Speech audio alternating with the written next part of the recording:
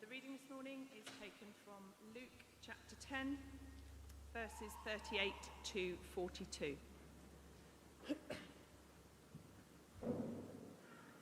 As Jesus and his disciples were on their way, he came to a village where a woman named Martha opened her home to him. She had a sister called Mary, who sat at the Lord's feet listening to what he said. But Martha was distracted by all the preparations that had to be made. She came to him and asked, "Lord, don't you care that my sister has left me to do the work by myself? Tell her to help me." "Martha, Martha," the Lord answered, "you are worried and upset about many things, but few things are needed, or indeed only one. Mary has chosen what is better, and it will not be taken away from her." This is the word of the Lord.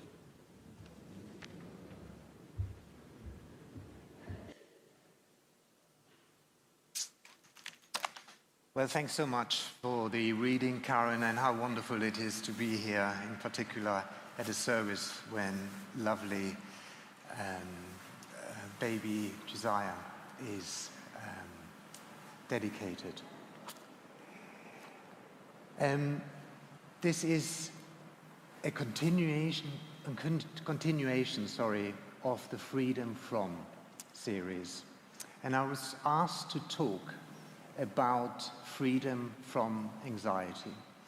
And I have to be honest with you, as the day came nearer to this, I was a bit anxious about it because I didn't really have the normal time to prepare for this. And I share this with you at the very beginning because I want to come clean with you right at the start, which is I'm talking about this from a position of vulnerability. And as someone who has experienced the feeling of being anxious, and I'm thinking particularly of two moments in my life that have shaped me. So I'm aware that this can be very, very hard. So to anyone who is suffering from anxiety right now, I want to really extend my heartfelt sympathies for you.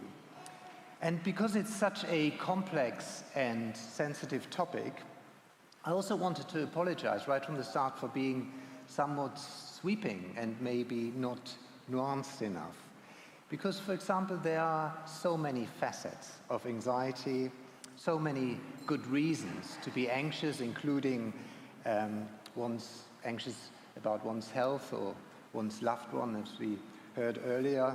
It might be really based on a genetic condition, a traumatic experience, or indeed literally not having enough food or having a warm place to sleep in the night.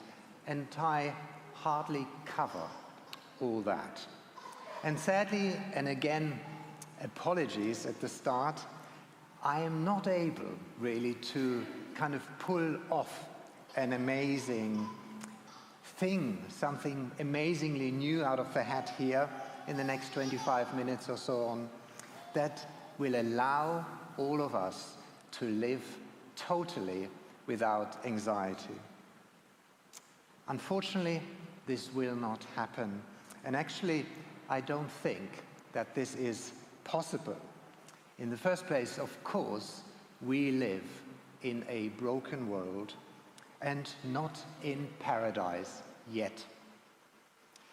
And I don't think either that this is the purpose really of this series, Freedom From, that on this time, on this earth as we live here, that we experience total freedom from sin, from shame, from guilt, or from anxiety I will be talking about today.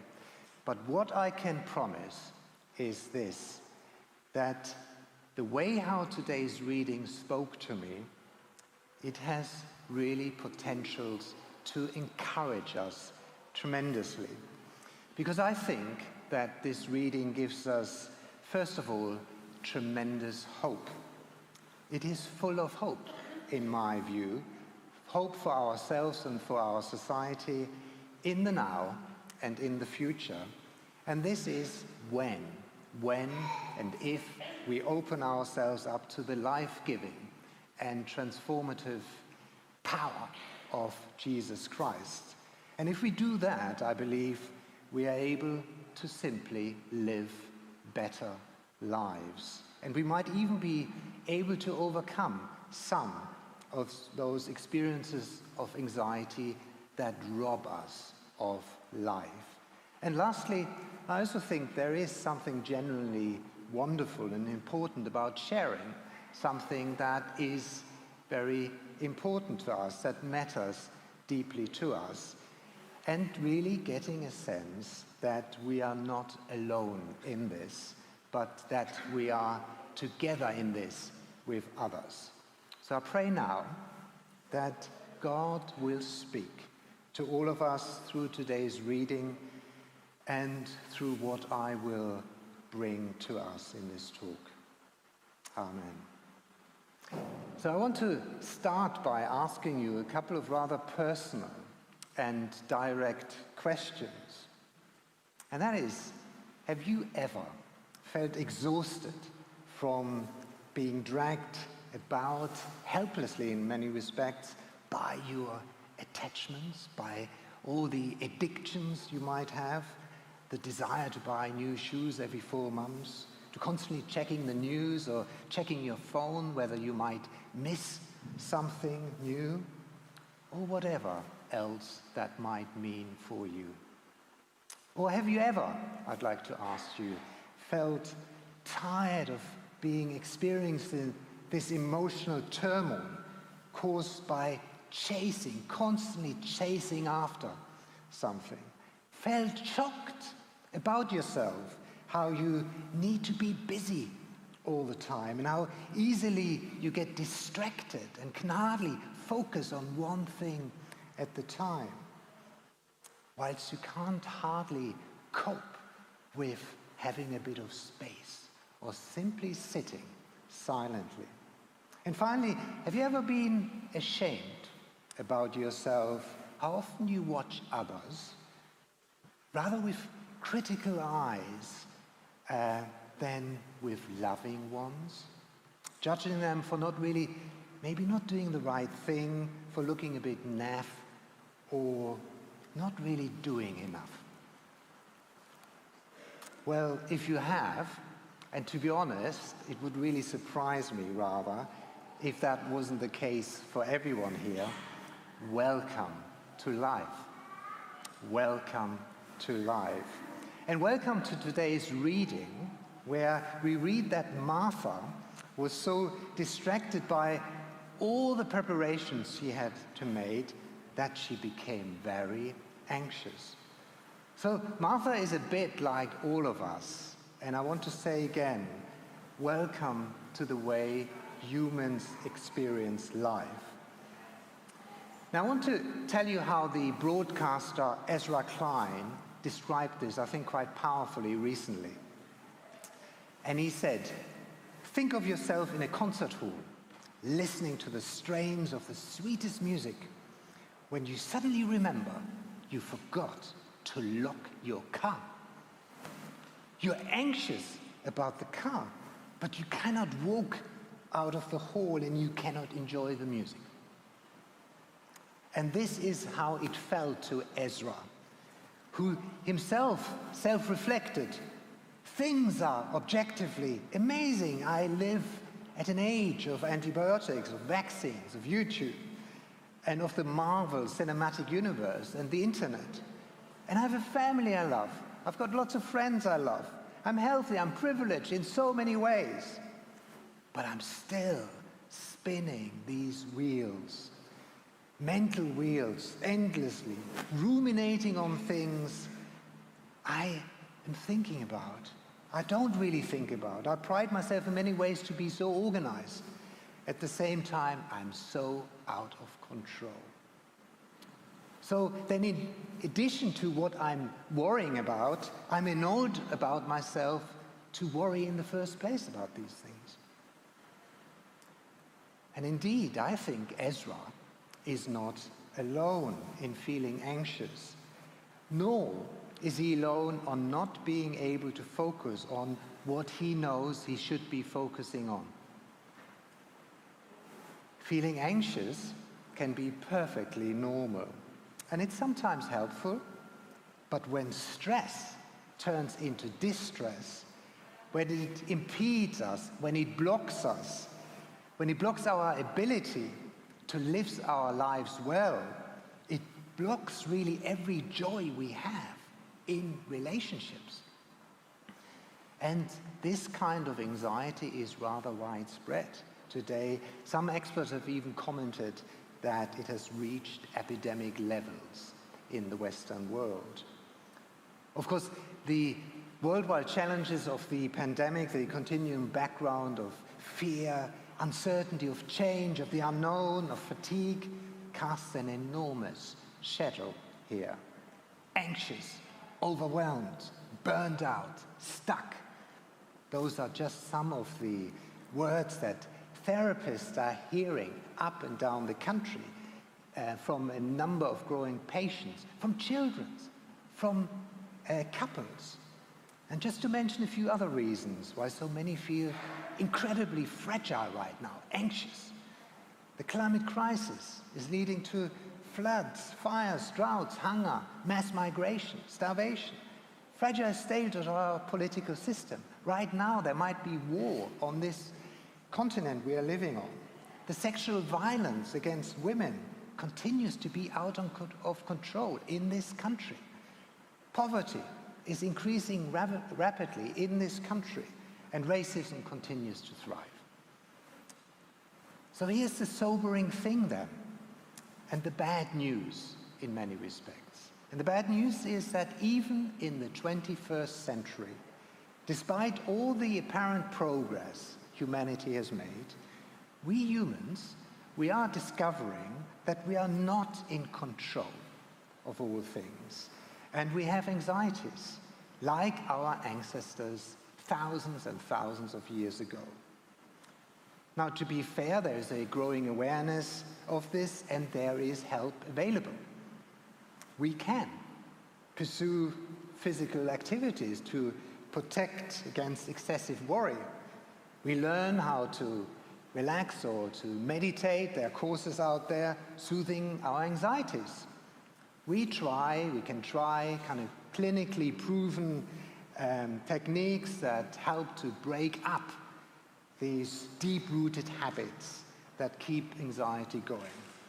And all this is truly helpful and really fully recommendable. The problem really is that we live in an overall context.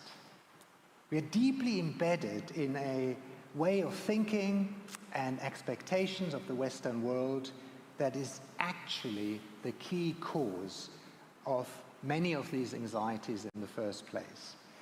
We live in a world in which the conventional thinking and expectations is driven by fear, anxiety that there is not enough to go around, not enough food for everyone, not enough jobs for everyone, not enough housing for everyone, and so forth. So our mindset is in many respects shaped by the deep-rooted anxiety that there is not enough to go around, and that life ultimately is all about a relentless competition in which we ourselves need to look after ourselves. And that is the bad news of the society we live in. But here is the good news. And the good news is that there is an alternative, and it is much, much better. And the first step, stepping into this alternative, is to realize actually the state we humans are in, what I've been describing, often really struggling and broken, very anxious about all kinds of things. And if you're able to acknowledge that in the first place, that is a sign of a certain discontent, a holy discontent is alive in your heart. It's a sign that inside you, you hunger for renewal, for something much better.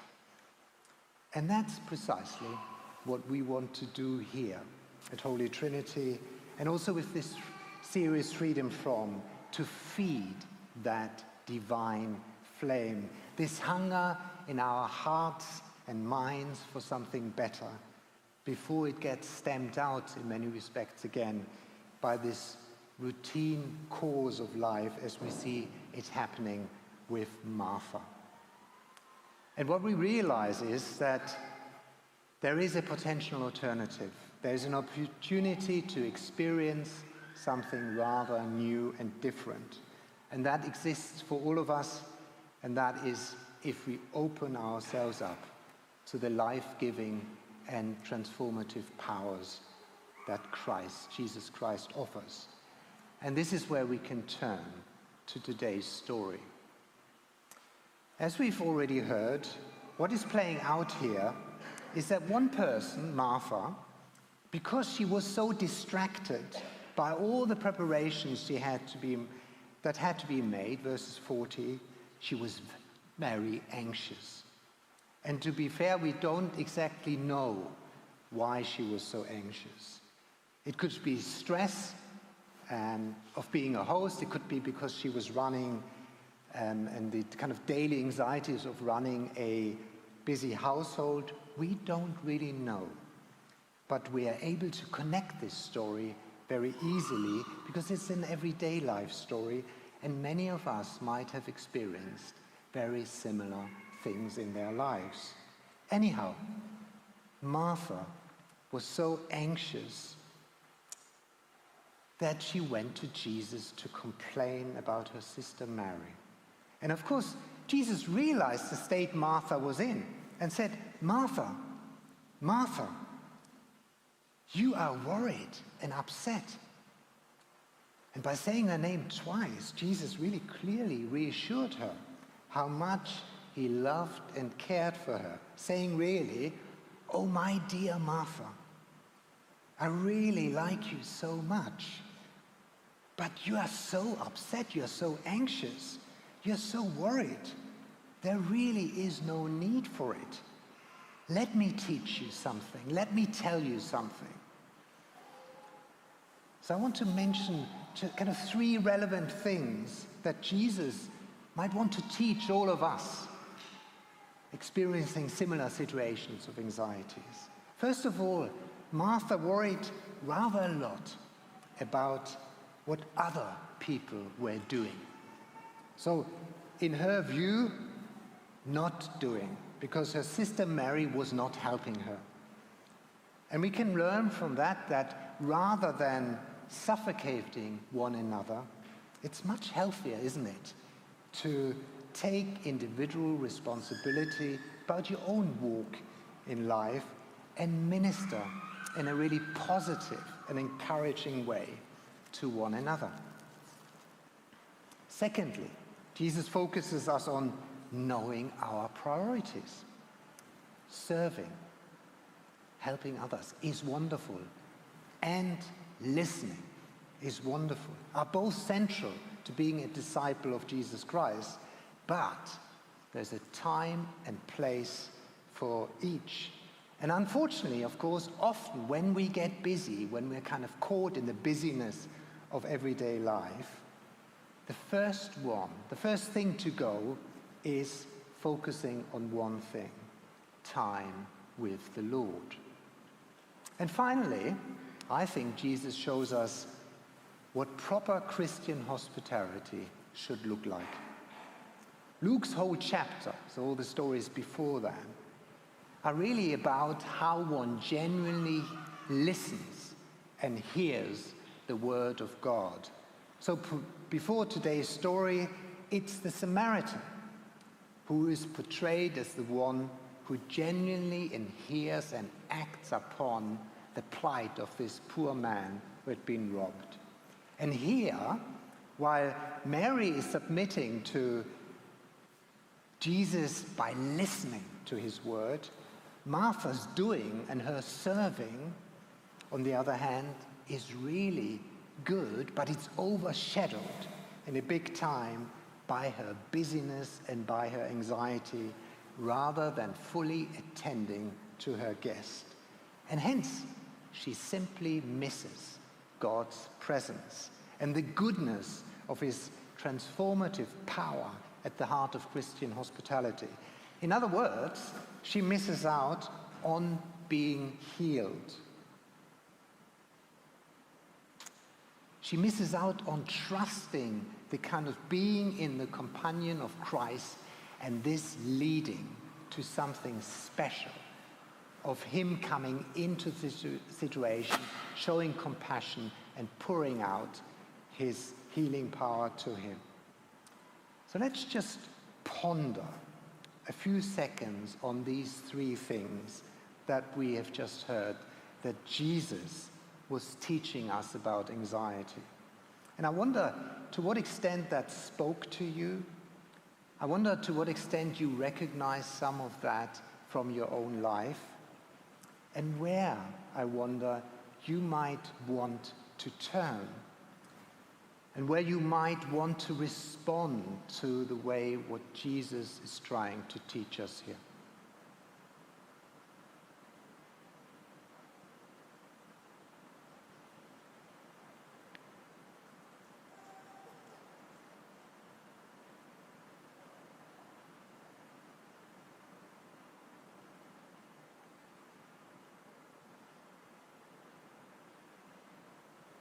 And finally, I want to bring in two Christian virtues, two Christian disciplines that might help us in a very practical way to experience degrees of freedom from anxiety. And the first one is called humility. Humility allows the flow of life that we cannot master. And it seems particularly appropriate to talk about humility in our season of acute anxieties, when we really desire certainties, when it is the apparent wisdom of our technological era to control everything as much as we can in life. But of course, the truth is that the future is not fixed nor predictable. In God's mysterious world, we are not in control and cannot be. So humility allows us to flow with it. And in many respects, it allows us to flow with God's plan for us rather than insisting what we think is best for us all the time. And we might discover by doing that by joining this flow, that we experience totally surprising possibilities and potentials. Up until around 5 years ago, I had an extremely stable job at university. It was well paid, I was quite successful. I had to let go and trust God's calling to train me as a priest. Now that was a huge challenge.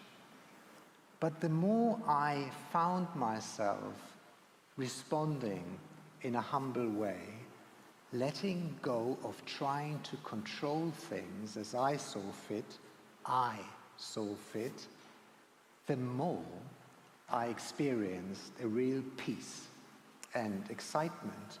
And right now, as I'm looking to find a suitable church somewhere, and I have no idea whatsoever where that might be, whether that might be in Leicester, whether that might be anywhere else in the UK or even in continental Europe. I have no idea. But I tell you what, I live full of excitement and joy with that unknown.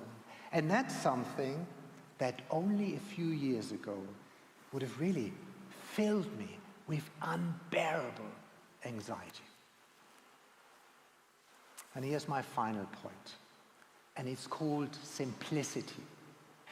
Remember that Jesus says few things are needed in today's reading. And I would like to share an image with you. Can we have that image, please? It's an image of a Chinese family with all their possessions in front of them, outside their house. That's it. Have a look at that. Now, when I saw that image a few days ago, it really touched me. And by the way, this is not only rural China that exists elsewhere. Can we see maybe the next one? So slightly more urban images. That's it. That's what these Chinese family have. Comes out of a wonderful series, The Family Belongings of Chinese People.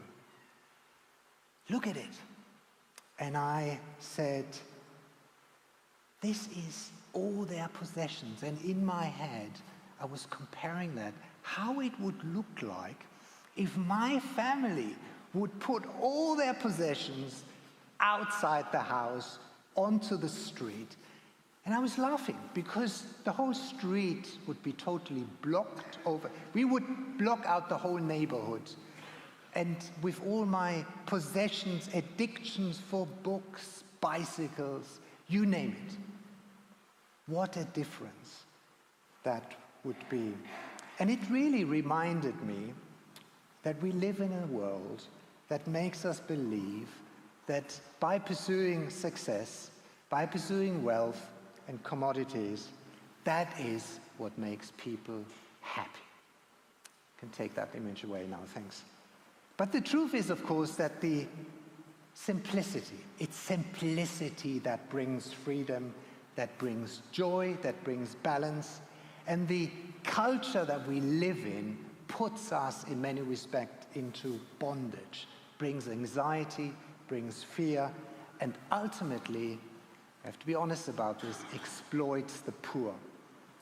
And it is here where Jesus Christ provides a wonderful alternative to this tired and anxious world we live in, with his world of abundance, where we find joy, where we find fulfillment and peace in what we have and share, and simply sit at his feet.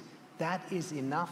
That is wonderfully life-giving experience. And we heard earlier a wonderful example, I think, how that was done by the couple who feared so much about their dear boy. But of course, Jesus knows how hard we find precisely that. It sounds very simple, but it's very difficult to do. And hence it's interesting that when he talks about the perfect kingdom, the perfect image of a kingdom, it's not the clever and the sophisticated humans he uses, but it's the flower or the birds or the children indeed, the flower and the birds in Matthew 6. They really are living from moment to moment in the eternal now. They're not burdened by the guilt and the anxiety that so torment human beings, and they are simply full of a sheer joy of living, of taking delight, not so much in the things they possess, but in life itself. So what we are learning then is that we really need, in many respects, emotional freedom, but that we can only gain this emotional freedom by dropping attachments and addictions, realizing that we can indeed be happy without the things we are taught all the time that we couldn't be happy without. And when we realize that when the anxiety, the sadness, and the stress over not getting them or maintaining them vanishes, leaving a state of peace and freedom, that's innate. That's what we can realize. So what we learn from this wonderful story is that Mary seems free of attachments.